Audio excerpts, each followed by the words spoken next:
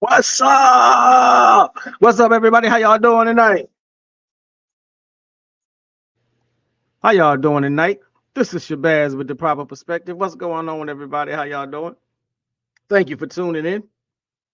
If you're just coming on, then you might be. If you're new, you're not necessarily familiar. But what I do before I get started is just say welcome to everybody. Aquaba, glad you tuning in. And I try to give a couple minutes time to see if YouTube is really putting out these notifications like they say they are. And I try to jump on a couple of the other platforms and send out some notifications. So if you're in the chat room, let me know something. Say something. If you're in the chat room, if you're just getting here, thank you for coming. Thank you for coming along. This is Shabazz. I'm Shabazz. This is the proper perspective. We're gonna get started a little bit. I'm gonna get my screen sharing up to par. And as I send out these next round of notifications, I'm gonna go ahead and get started with the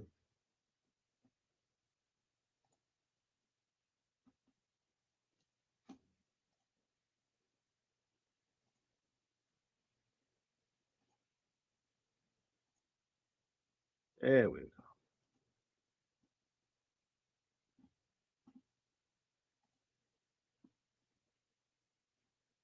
Started with the theme song. Shabazz, break it down with the proper perspective. So much controversy and a lot of deception. You don't know who's coming through with the light and reflection, and whose mouth is mumbling, trick knowledge deceptive. Shabazz, break it down with the proper perspective. So much controversy and a lot of deception. You don't know who's coming through with the light and reflection, and whose mouth is mumbling, trick knowledge deceptive. Shabazz, break it down with the proper perspective. Shabazz, break it down with the proper perspective. Break it down with the proper perspective. That's the proper perspective theme song, ladies and gentlemen. Thank y'all for listening. We'll stop screen sharing. Come on back to the live screen. How y'all doing? How y'all doing? So, as I said, this is Shabazz with the proper perspective. I may pause a couple of more times, trying to check and make sure if you can hear me. Let me know that you can hear me. Do these mic checks and see, make sure everything is rocking and rolling just the way it's supposed to be. So, let me see about it now, because it's not looking like it is. Learn about crypto and get So we gotta wait a couple more minutes. Try to make this okay, so it's rocking and rolling just the way it's supposed to be. Okay, so it seemed like it is definitely doing what it's supposed to do. That's great. So, ladies and gentlemen, how y'all doing tonight? As I said before, this is Shabazz with the proper perspective, coming to you live. And what we talking about tonight? We'll talk about the Super Bowl a little bit, just a little bit. We're gonna talk about the Super Bowl. But I ain't gonna put a lot of focus on the Super Bowl. As you know, this is Black History Month. I like to put more focus on Black history. I like to put more focus on giving a shout out to the ancestors and the elders that do it, that have done things for the community. So one of the things that I usually do, I start the show off with a salute to an ancestor and an African proverb. So as I get all of my situations situated, I would like to say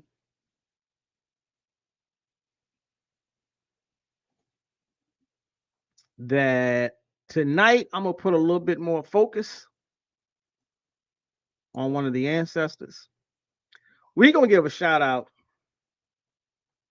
to Dr. Francis Cress Welsing. Let me see. Does anybody know who Dr. Francis Cress Welsing is? Does anybody know who Dr. Francis Cress Welsing is? That's who we giving a shout out to tonight.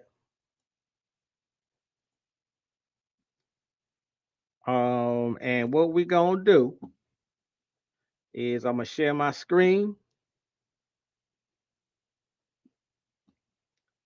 and we're gonna get this thing started in just a moment. So once I share my screen, here we go. Here it comes. Share the screen.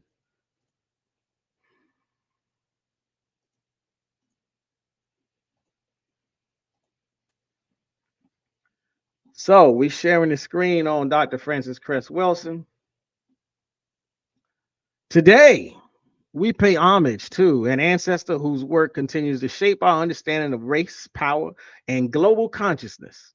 Now, if you think about it, you should be able to see the segue into this Super Bowl stuff. Dr. Francis Cress Welsing, a psychiatrist, scholar, and unapologetic truth teller. Dr. Welsing spent her career dissecting the very system that governs our world. And what system is that? White supremacy. Let me see if I can adjust my screen. There we go. That look a little bit better.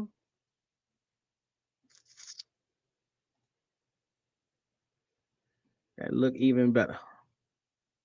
So, like I said, she spent her life dissecting. She spent her professional career, I should say, dissecting the system that governs our world, the system of white supremacy. She has over 2 decades in the Department of Human Services with Washington, D.C. Her views on white supremacy and racism stimulated widespread debate. Now, a lot of you may already know who she is. She published the Cress Theory of Color Confrontation, and she published the ISIS Papers, the Keys to the Colors. Very well respected psychiatrist. She stated, she taught, she dealt with this white supremacy. White supremacy does not operate on emotion, is what she was teaching, but on the relentless pursuit of its own survival. Now, if you are familiar with the channel, then you also know that as I give a shout out to the ancestors and the elders, I also I try to tie everything into some of the ancient African wisdom that is always standing right there waiting for us to access it, and we may not necessarily know that. So there's an Igbo proverb that teaches the fly that has no one to advise it follows the corpse into the grave. The fly that has no one to advise it follows the corpse into the grave. And so this is a very telling proverb.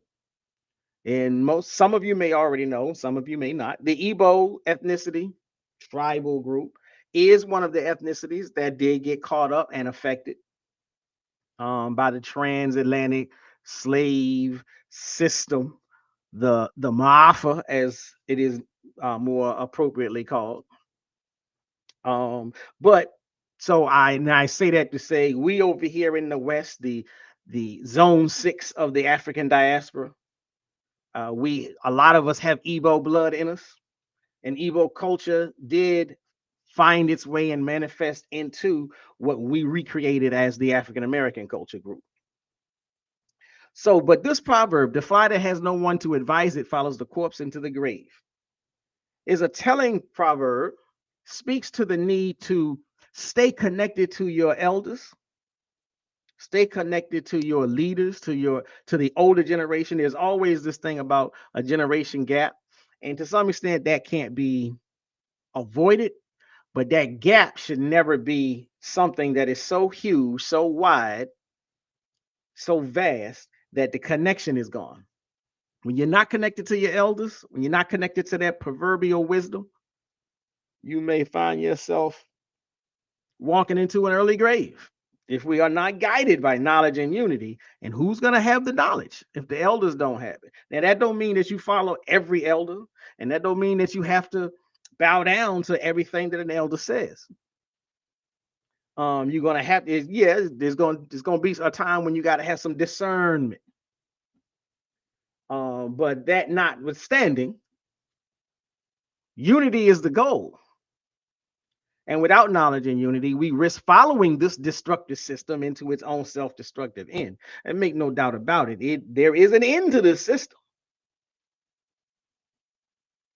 So now again, I want to go back just a little bit of biographical sketch, so to speak, who she was. Dr. Frances Cress Welsing was born 1935. She was a clinical psychiatrist. She used her expertise to expose how racism is not just about individual prejudice or bigotry, because that's the thing. One of the reasons that I felt moved to do this particular or to do a show on this particular ancestor is because over and over again I hear these conversations where we're having to, sometimes we end up into these heated conversations about what exactly is racism. And as bad enough as that is, then when I hear how people are describing and defining racism, I'm like, no, that's discrimination. That's bigotry. If you don't like me, you not liking me may not necessarily be racism. Now, you not hiring me because I'm black, you firing me because I'm black, that, now you be talking about something that's more akin to, more aligned with the definition of racism. But in her work, she created a very powerful, elaborate, sophisticated breakdown of what racism and white supremacy is. But like I said, too many times we confuse individual prejudice and individual bigotry with what systemic racism is. So that systemic structure that is designed to maintain white dominance on a global scale. And again, I can't stress this, I could never stress this enough. A global scale. We cannot get so bogged down. The elders had another phrase. What is it? Sometimes you can't see the forest for the trees. You get so bogged down in the minutia, you don't see the big picture. You don't see the bigger picture. And that's something that we have to be careful about. White supremacy is a global system. It's not an American thing. It's not just an American thing. It's not just a something that Uncle Sam knows how to wield over its subjects. It is a global system. Her groundbreaking book, The ISIS Papers, The Keys to the Colors, laid out theories that challenged the status quo and forced us to rethink the root causes of racial oppression. So again, that's just a little bit of a biographical sketch on who she is, who she was. And what I wanted to do was, I'm gonna pull up this video so we can go over some of her talking points, some of her bulletins, some of her teachings, some of her analysis. So as I pull that up,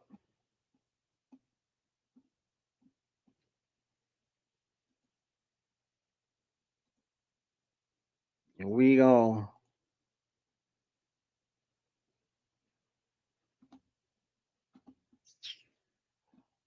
jump on up to, let's see, here we go. One of the parts that is key for our discussion tonight.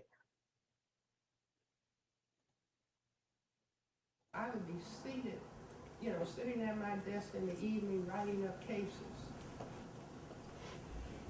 And I would get a voice, not in here, but in here, say, go to the Black Power Committee meeting.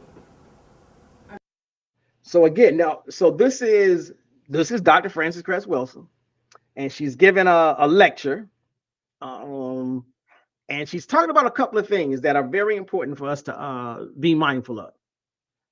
She's talking about, so for one, it's very interesting that she is a psychiatrist, but she's also talking about spirituality to some extent. So I wanted to pay a little bit of attention to this as we discuss this. So we can get on back to this little piece here so we can see what she's saying. Let me make sure the volume is up.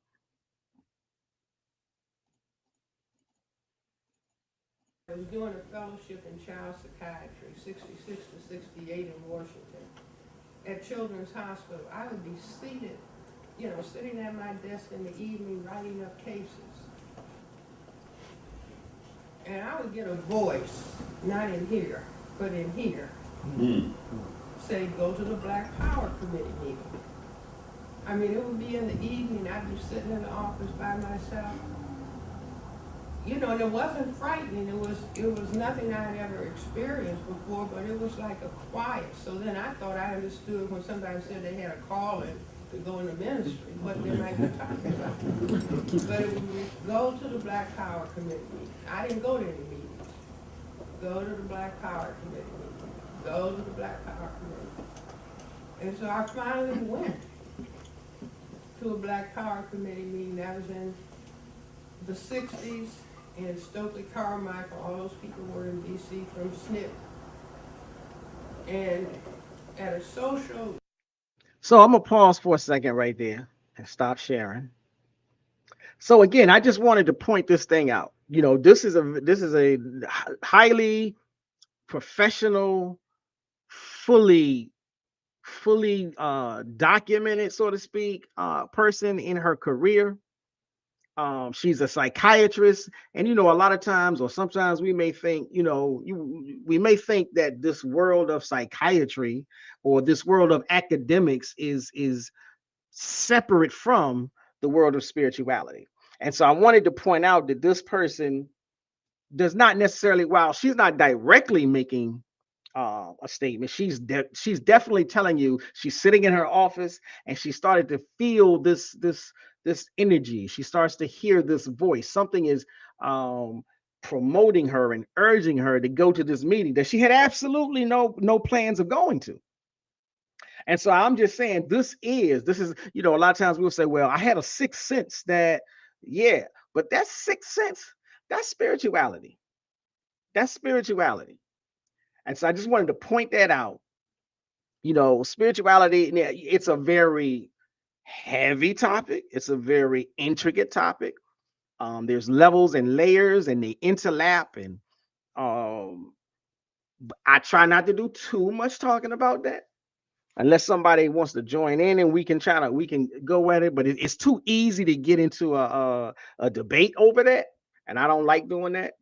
I don't like doing a debate unless I know, this it's for enlightenment. I don't like doing debates because most times people are getting into debates just for the excitement and not the enlightenment. So, but again, this is Dr.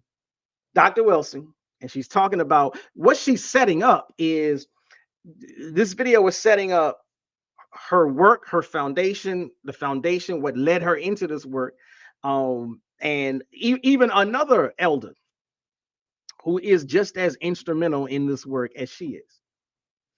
So I'm gonna go ahead and I'm gonna play a little bit more.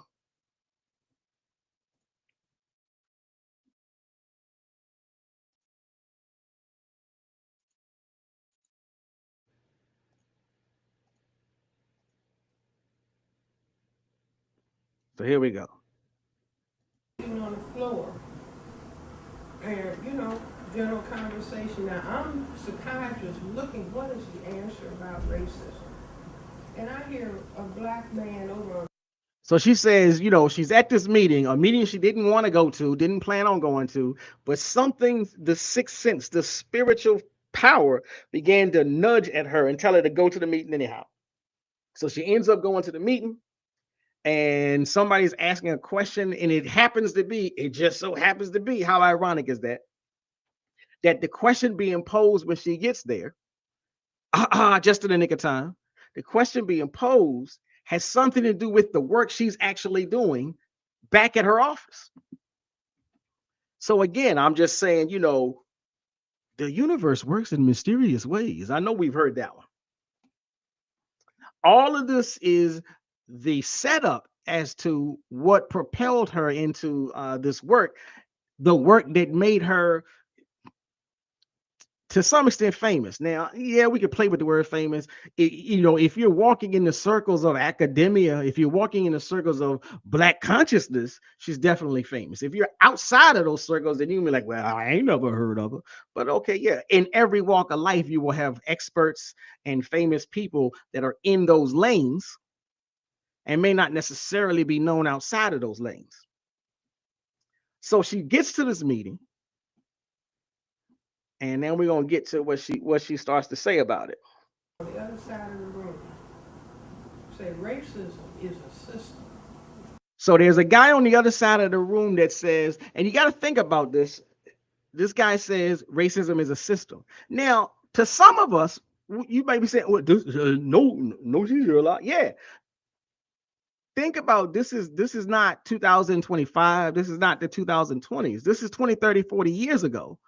And as I said, there are people still today who don't necessarily understand and grasp the concept of racism being a system. They still think racism is such and such don't like me, or they don't like me because I'm Black, or they don't like me because of my religion, or they don't like me because of my clothing, or so on and so forth. That's not what racism is. That's not what we need to be thinking about when it comes to racism. When you think of racism that way, it's very easy to get tricked out of a lot of power dynamics.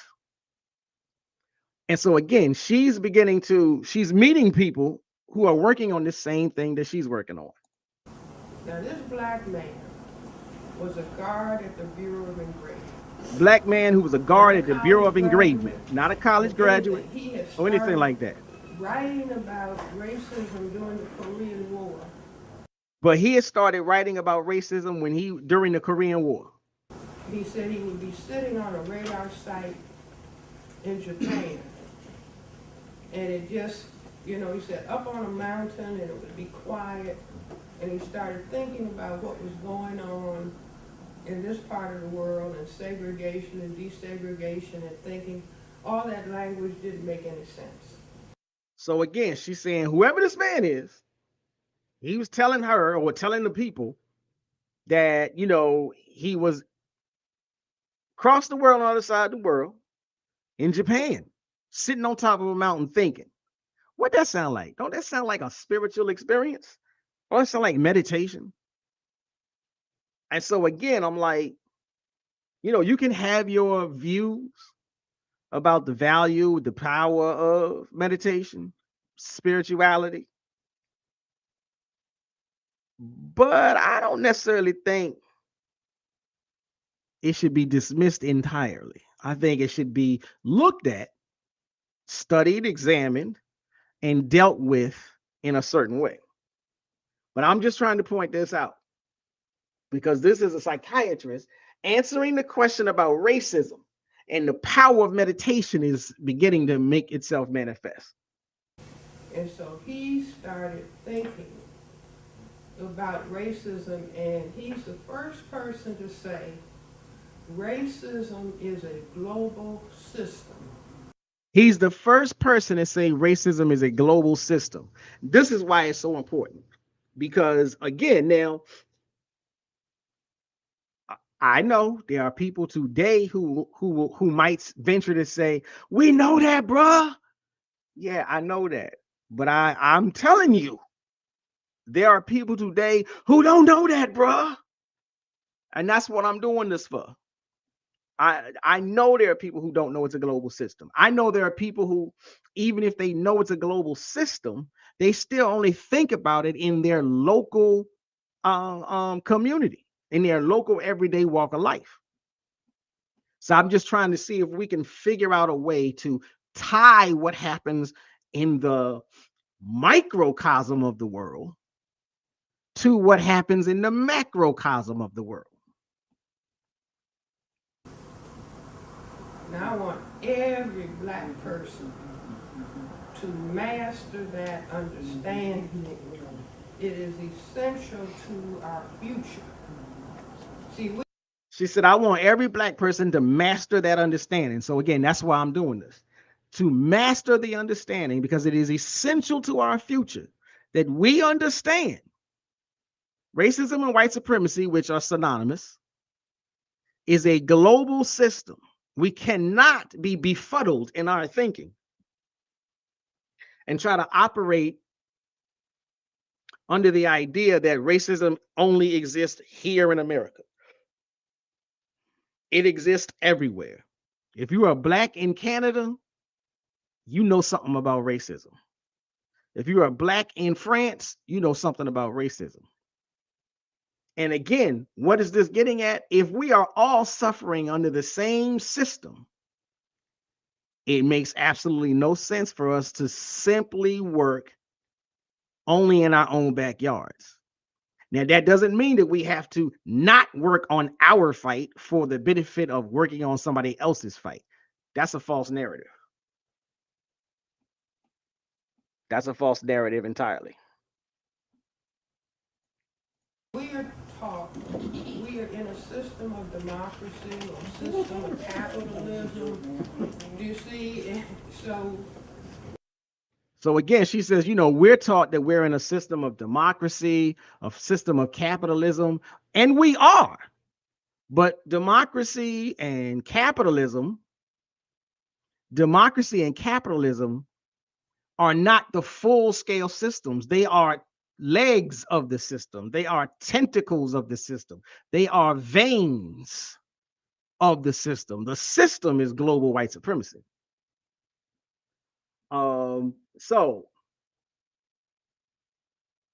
another thing I wanted to point out. Let's see.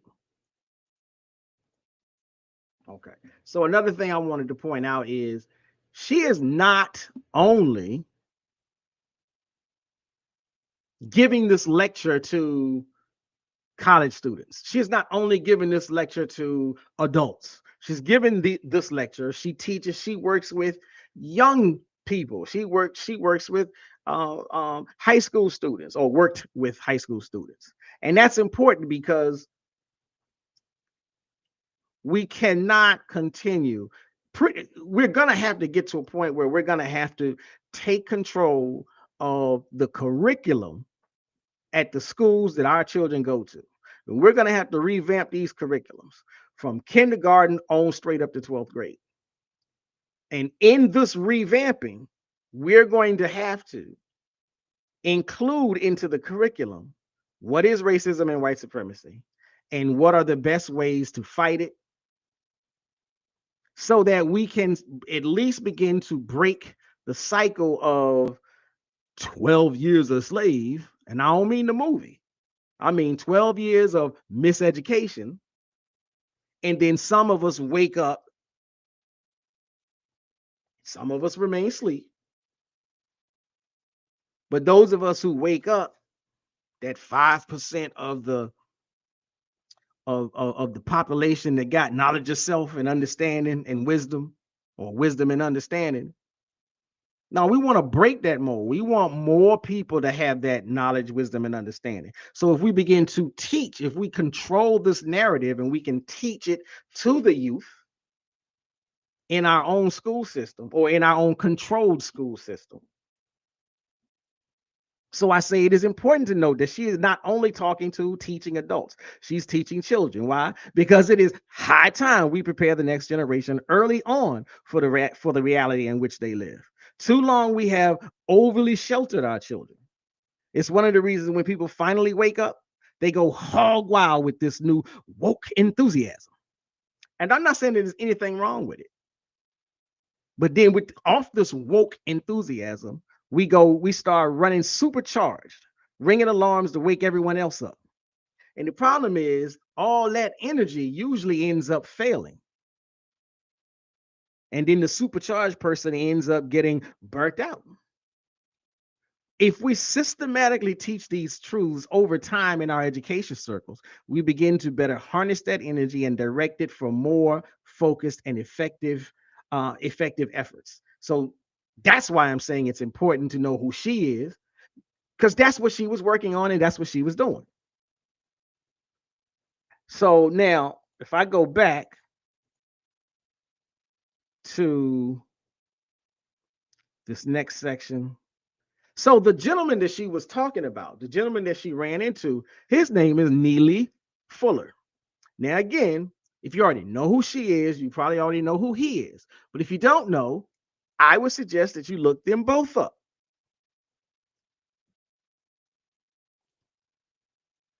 So let me see if I can pull up the next video.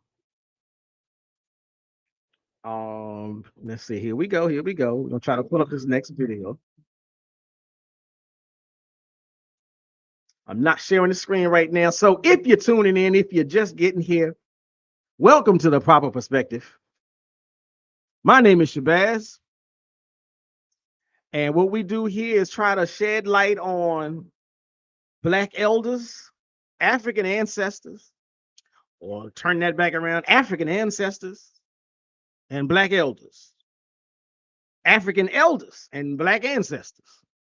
The people who have made significant contributions, not only to the community as a whole, but in very specific avenues of fighting for justice. That's what I'm trying to focus on. That ain't and that's not I'm not jabbing at anybody. I'm just saying, like somebody else will say, look, on my channel, we talk about the Black scientists. That's cool. That's great. How come you don't talk about the Black scientists? Because that's not what I'm focused on. Well, I give a shout out to the Black scientists. That's just not what I'm focused on. So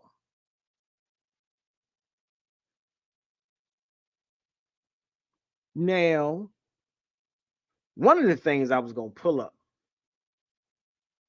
is her definition of racism. That's one of the most important things. So let me go ahead and pull up the screen, and we're going to get on over there to that. I tell you, the share screen feature is something else. So here we go. We're going to share this screen. Key contributions for Dr. Frances Cress Welsing. One of her most debated but profound ideas was that white supremacy is rooted in a fear of genetic annihilation. Now, you might say, huh? What? Look, it's a very real thing. She argued that because people of African descent have dominant genetic traits, white supremacy is not just a social order. This is just not about social walks of life. This is about their survival. This wasn't just about hate. A lot of times Black people get bogged down in, but why do they hate us so much? Look, Dr. Frances Cress Welsing said they hate us so much because we, just by living, we represent their genetic annihilation. And so they had to create a system where they could maintain power through controlling all institutions, or at least as many as they possibly could, all economies, media, and even laws. This is why they go everywhere.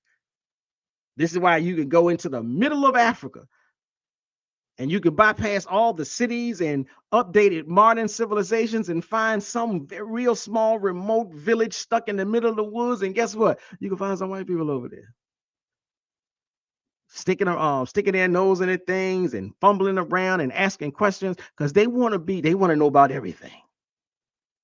Because they are afraid of their own genetic annihilation and they feel like they have to control everything that happens.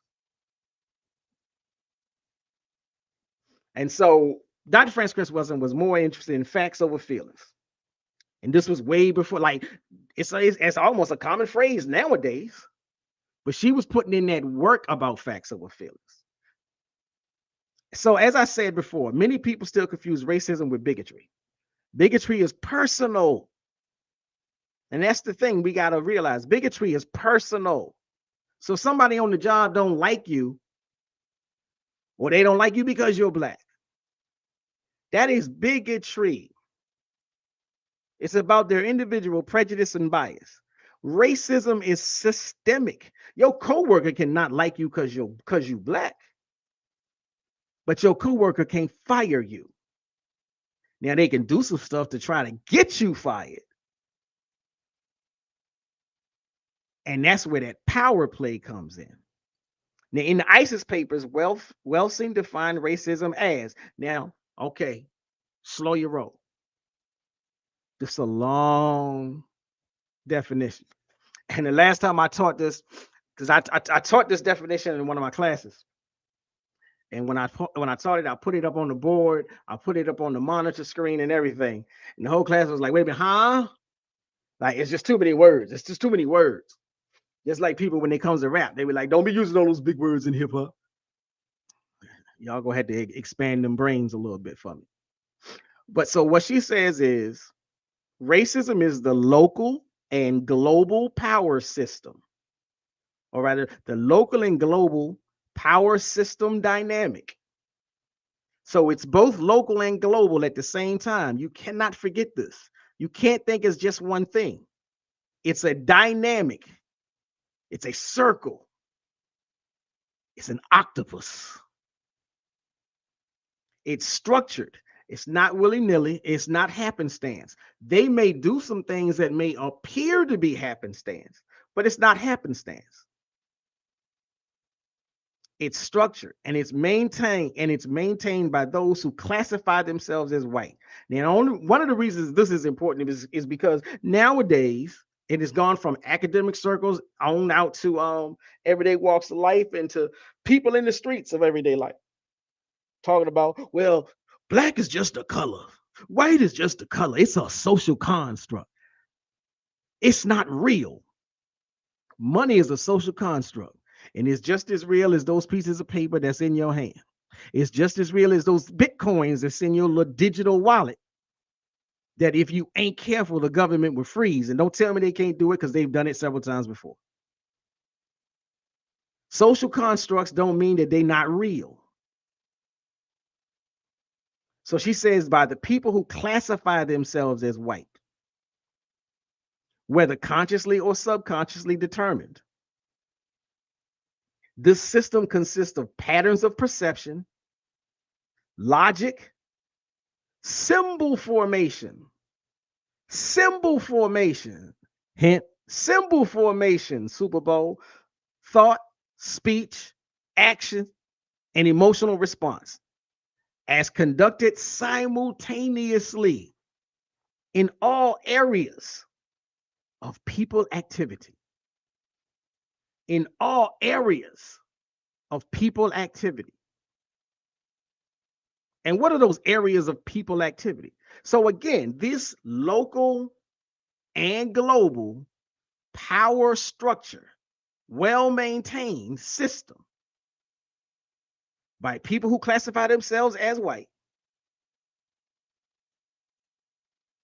and it is active in all areas of people activity. Therefore, it is active in economics, education, entertainment, labor, law, politics, religion, sex, and war. And shout out to Dr. Umar for always trying to tell you, always trying to teach you, always trying to remind you,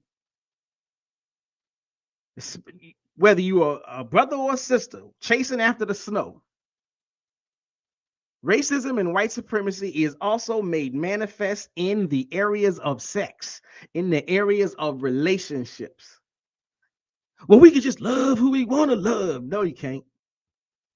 That is an ideology. That's no more of a fact than anything else. That is a feeling.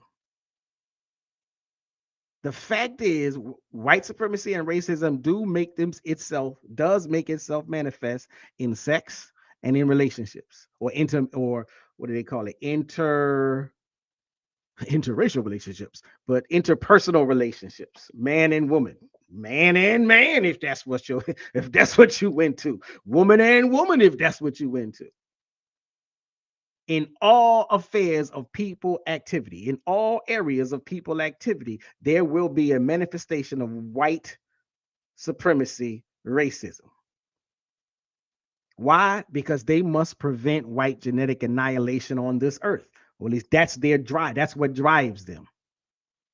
They realize that this is a planet in which the overwhelming majority of people are classified as non-white. You know, the original people of the earth are black. And we brought forth the brown, the red, the yellow, and the white. Either that or they crash landed here, but I mean, who's going to be able to prove that? All of the non-white people are genetically dominant. This is what Dr. Francis Cress Welsing is teaching in the ISIS papers. All of the non-white people are genetically dominant in terms of skin coloration and reproduction, birthing, baby making, when compared to the genetic recessive white-skinned people, the melanin challenged folk.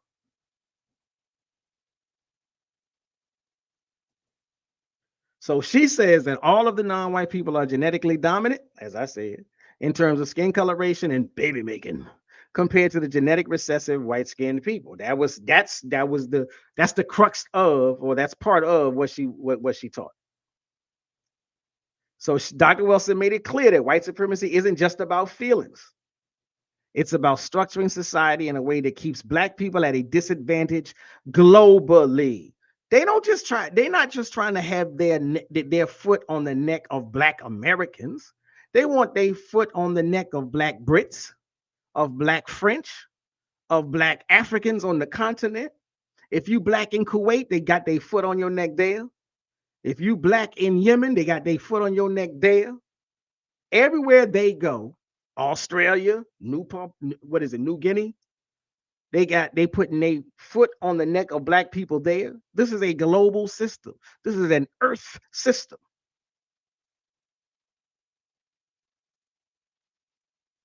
It's about structuring all societies in a way that keeps all black people at a disadvantage globally. Doesn't mean that it's going to always be 100% successful. That's just their goal. We show all the time how we break and buck the system.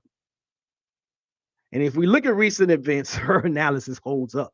This new Trump administration, this new Elon Musk administration, this new Doge administration shows that they are definitely trying to maintain and expand their white supremacist control. Him talking about they're going to take over the Gulf of Mexico. They're going to take over Greenland. They're going to take over Canada. They're going to even try to make their own other groups of white people subjugated to them. The ultimate purpose of this system is to ensure white genetic survival and to prevent white genetic annihilation on Earth.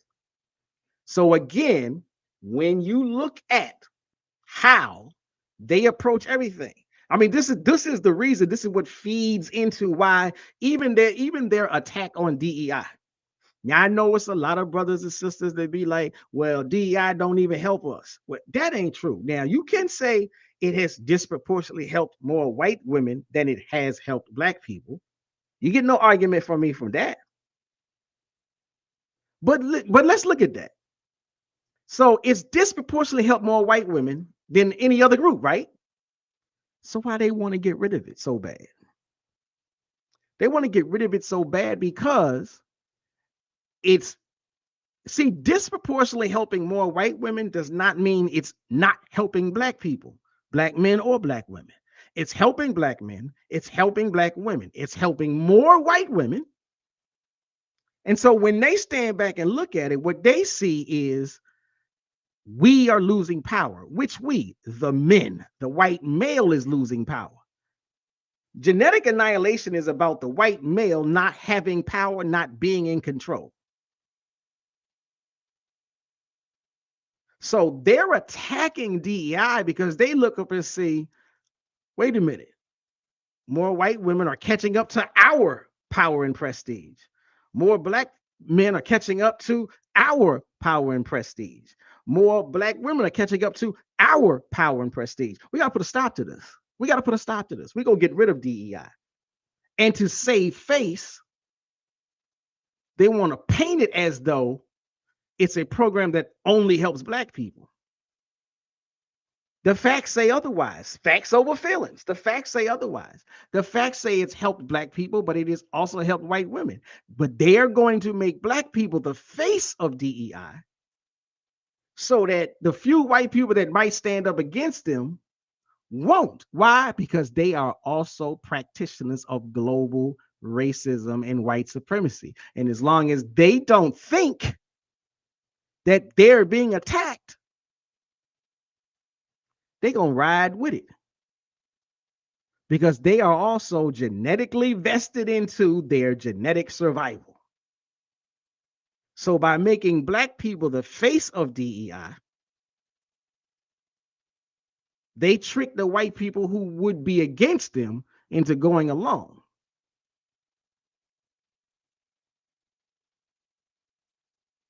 So now again, so came up with a couple of metaphors because I want to see if I can make this point a little bit clearer. Now, I don't know if this screen share is going to work. Let me see. Let me stop sharing.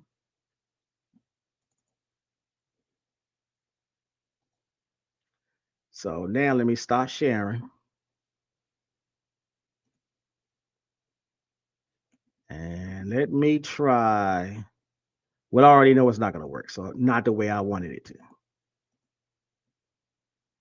So I'm just going to keep at it with this way. So we got this thing here.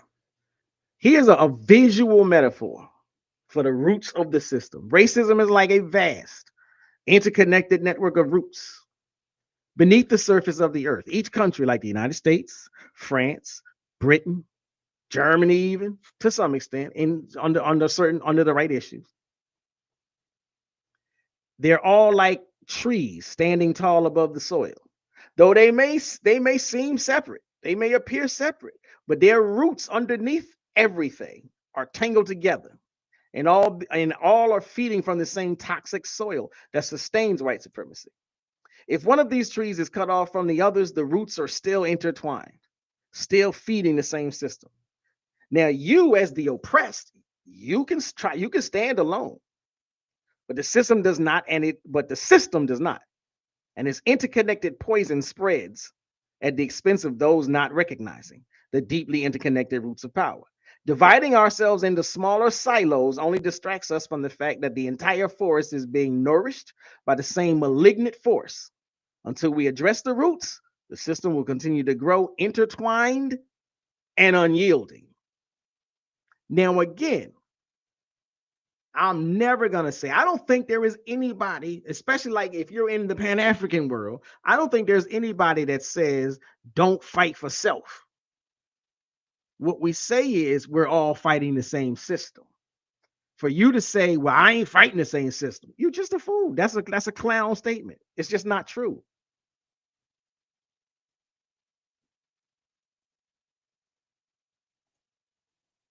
Now, connecting this to global consciousness, which is why I said what I just said. This is why we need global consciousness, a unified awareness of how these systems operate, not just in America, but worldwide. Now, you don't have to call it Pan-Africanism, but you must recognize that the shared struggle of African-descended people is across the globe. And that the truth remains, white supremacy operates internationally. We cannot afford to be exclusivists and say, I'm only going to concern myself with what goes on in the 50 states of America. And why would you, if you recognize that everybody else is making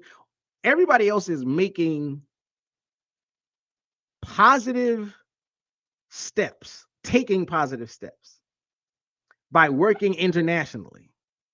And you said, nope, I don't want to lead the block. It just doesn't make sense. Colonialism, neo-colonialism, economic control. These are all extensions of the same system that Dr. Welsing described. And just like that proverb teaches, If you don't got the elders around, you will be following yourself into the grave. No, I'm sorry, you will be following a corpse into the grave. See, white supremacy has a purpose.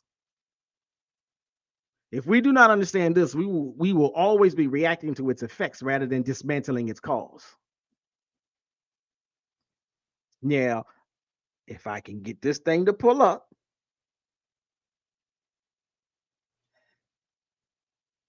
here we go.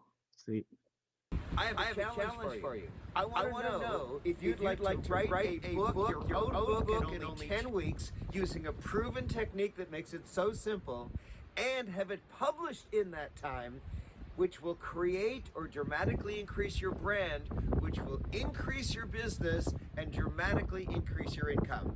Are you interested? We begin in the United States, where tens of thousands of protesters took to the streets against the Trump administration on Wednesday. The demonstrations came as people decried the White House's early actions, including immigration crackdowns, rollbacks on gender rights, and tariffs on allied nations. The protests were the result of a movement that was organized under the hashtags Build the Resistance and 50501, which stands for 50 Protests, 50 States, One Day. The largest protest took place in California, Oregon, Washington State, Minnesota, Michigan, Wisconsin, Indiana, New York, New Jersey, and Washington, D.C. The demonstrations were even seen in traditional red states like Texas, Alabama, Alaska, Missouri, and Ohio. I feel like the movement is growing. I mean, we've only had to deal with him for the last 16 days. So I think people are waking up to what we're faced with and are going to be coming into the streets. In 2016, we didn't know what he was really going to do in office, but now we know. And yeah, I don't know. I can't understand how he got elected. I can't understand how people are okay with this, and I hope that people will start to push back before it's too late. Throughout cities and so, all right, I'm gonna start sharing. Only reason I showed that clip is just to key up on the idea that white supremacy is something that is active. It's active in America, and there has to be people that's fighting against it. Then the people that fight against it don't have to be black. There can be white people that fight against white supremacy. If you go back to the 60s, we weren't the only ones fighting that civil rights thing. So there is an argument to be made about allies, although you got to be careful with allies. But there's an argument to be made that they need to get on the front line too. So it's great that they got all of these protests planned and this, that, and the other. But the other reason I wanted to bring it up is because, as I said, white supremacy is a problem not only just in America, it's a problem throughout the world. And it's very interesting to note that with Orangutan's tactics, he's got people in Panama protesting, people in Mexico protesting, people in London protesting, Brussels is protesting. So he's got people fighting his system all over the world. All over the world, they're beginning to fight, stand up and fight. Well, that's a good thing. But that just proves that there will always be some people who are not for white supremacy. I'm here to see how successful. I definitely want to see how successful they will be in their fight. Because too long we've been doing that fight all on our own. So I give a shout out to all of the people that say, or to all the black people that's sipping tea and saying we minding our business. I feel you. I feel you entirely. Now, again, if you're just tuning in, please like, share, and subscribe. Hit the like button. Leave a comment. Tell me if you've ever heard of Dr. Francis Cress Welsing, if you ever read the book, The ISIS Papers. Let's see. We close some of these screens out. So we talked about Dr. Francis Cress Welsing. Now the thing we really gonna get, I know. Let's see where we at. Where we at? Okay, let me see. So go back to this one, and let me see. Let me pull this up.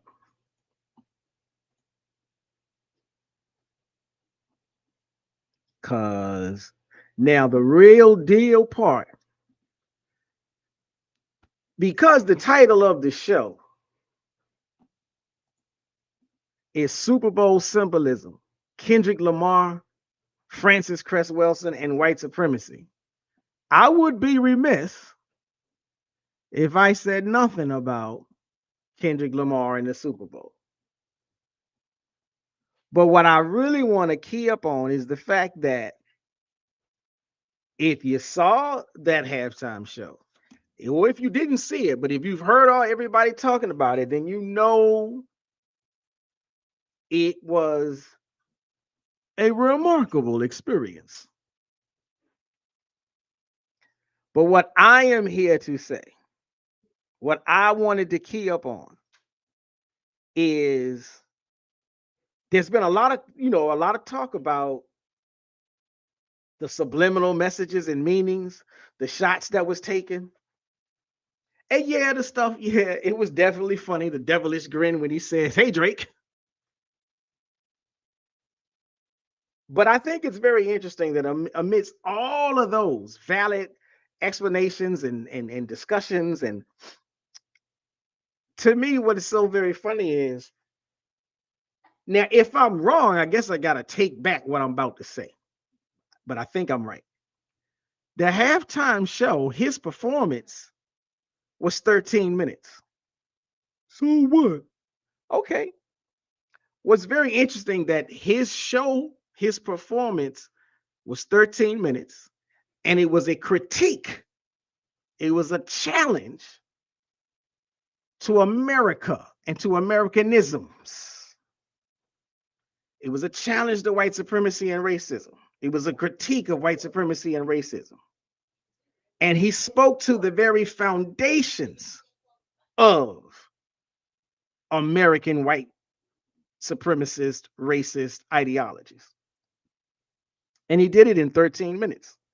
Why I keep saying 13? Well, you do know, you do remember, you do recall that this country started with 13 colonies. So let's direct that a little bit. 13 colonies, 13 minutes. Hello. And you do know that this country's original sin is slavery. Something that didn't really finally get put on the books in its proper way until they got to the 13th Amendment, which has always been marketed as Black liberation. But you do know, thanks to the documentary, if you haven't seen that documentary, please go out and pull it up on whatever, Netflix, YouTube, the Amazon Prime or whatever, or go purchase it. 13, go purchase it. So the 13th Amendment is what is marketed as our liberation. And in that liberation, there is a loophole where they can still legally enslave us. The fabric of this nation is so intertwined with white supremacy, they can't get away from it even when they try. And I do believe it was intentional for his show to be 13 minutes. The performance itself is a cultural battlefield. The NFL has its terrible history of policing Black expression, policing Black bodies. You've heard about all of the training camps and the auction block symbolism. Their dastardly treatment of Colin Kaepernick comes to mind. So this whole thing, this whole critique is excellent. But I'm just trying to point out that The performance was 13 minutes long. And you got the 13 Collins. He's still speaking to a challenge of the fabric of this nation. By tying these symbols together, Lamar's performance doesn't just entertain clearly, it actively reveals the mechanisms of systemic racism, much like how Dr. Francis Cress Welsing described. The very structure of the performance validates her functional definition of racism as something that operates across multiple domains: entertainment, law, history, culture, symbolism, symbol formation, for the purposes of maintaining white power. So that's what they do. And Kendrick Lamar showed the world what we do. We fight back. We split up that American flag. We divide it. You're going to make a choice. You know, everybody, like, you can't say I'm just making this up because everybody knows it's already fully been documented how Kendrick Lamar is always being intentional with his messaging.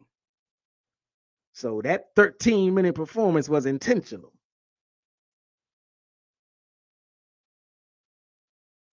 And I hardly even want to talk about Samuel Jackson's performance because everybody seems to have already said everything there is to say about it. But the Uncle Sam figure is a long-standing U.S. propaganda symbol, historically used to rally support for war and nationalism. Now, I find it interesting that he did get Samuel Jackson to play it. I don't even know if I entirely like it because Uncle Sam is such a symbol of white racism. I don't like the idea of putting a black face on it. But I get the overall message of it. But I still feel as though there's a little dagger in there a little bit. But by incorporating the Uncle Sam figure, Lamar is signaling how black labor has historically fueled the empire, whether through slavery, the prison system, or even entertainment. 13, the ties to Welsing's analysis of how symbols function to indoctrinate the masses into supporting white supremacy are rich with metaphoric symbolism. So again, remember, Dr. Welsing defined it as the local and global power system, dynamic, structured, and maintained by persons who classify themselves as white. That's why I got an issue with a black person being Uncle Sam. But again, overall, I just think it's very interesting. Let's just add the 13 piece to what everyone else has said about like the flag, the game. What was it? The game controller. I love the fact, like, they say it wasn't planned, but the fact that somebody else came out there with the Sudan and the Palestine flag, that to me is yet another level and layer of protest. And to some extent, I'm gonna still call it Pan-Africanism. Whether it was planned or not, the fact that he got out there like that, like, I almost would say, how could it not be planned for that person to get out there the way he got out there? But I will take, so since I brought that up, let me say, if you're hearing this, if you're viewing this, please know my thoughts and prayers go out to the people of the Sudan. And I hope that they can get some peace. I hope that they can bring an end to the conflict over there, just as much as I hope that we can bring an end to the conflicts we're experiencing over here, with or without orangutan, because he's just the face of the system. It's not like we weren't facing white supremacy and racism until he got into office.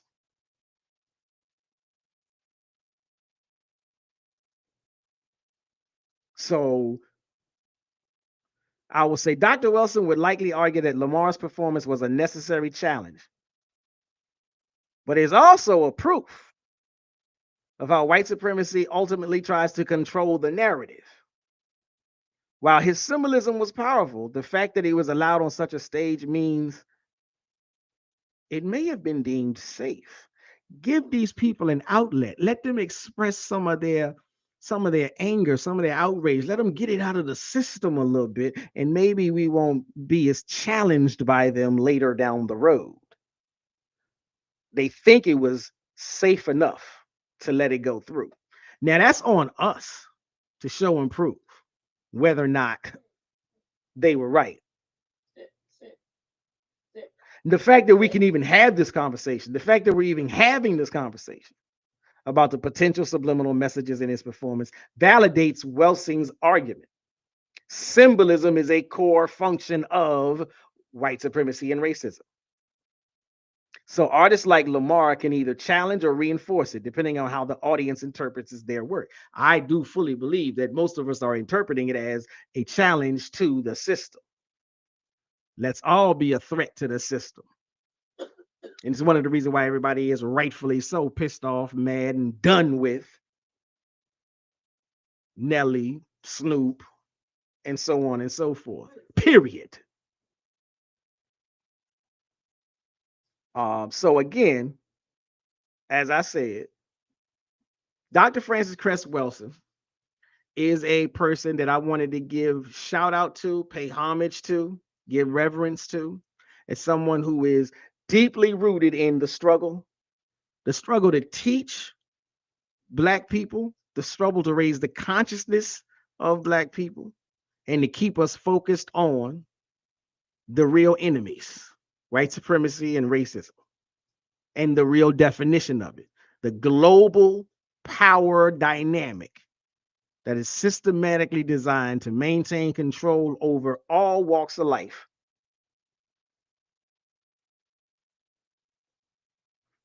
Thank you for tuning in. Like, share, and subscribe. And as I usually do, I'm going to ask you to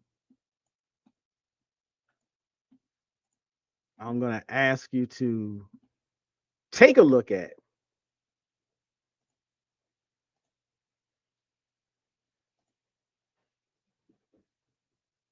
at my merch shop. Black teachers, voices, lives, economics, culture, and power matter. If you like what I'm saying, if you feel the vibes of the show, if you think there's anything valuable, hit the like button, subscribe to the channel, go on over to my merch shop, grab a shirt. This is one of the shirts I've designed. Black teachers, voices, lives, economics, culture, and power matter. Yeah, I know it's a mouthful. Ain't no need of wasting it. But again, thank you for tuning in. And as I usually do, I'm going to close out the show with my theme song. And then we're going to get out of here. This is Shabazz of The Proper Perspective.